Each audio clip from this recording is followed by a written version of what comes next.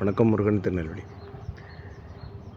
நீ மரண பரியந்தம் வரைக்கும் உண்மையாயிரு, அப்பொழுது ஜீவ கிரீடத்தை நான் உனக்கு தருவேன்.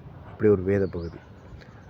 எங்கள் ஊரில் இந்த வட்டிக்கு கொடுக்குற பார்ட்டி ஒருத்தர் இருந்தார் பாருங்க. அவர் கொஞ்சம் என்ன செஞ்சிட்டாரு, கூட ஒருத்தரே வச்சுருப்பார் எப்போவுமே.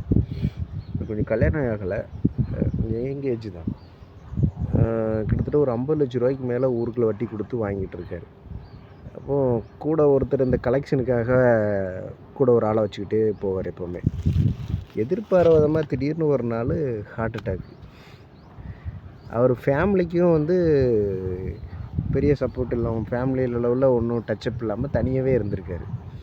அப்போ இந்த கலெக்ஷன் போன பையன் எங்கெங்கே பணம் கொடுத்துருக்கு அப்படின்ற டீட்டெயில் எல்லாமே அவருக்கு தான் தெரியும்.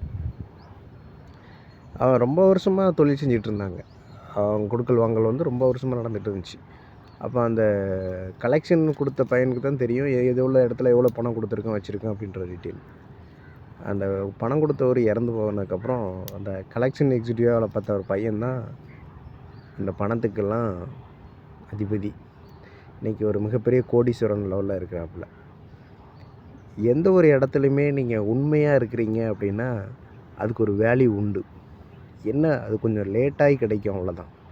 ஆனால் டெஃபினட்டாக அதுக்கு உண்டான பலன் ஒரு பெரிய அளவுக்கு இருக்கும்.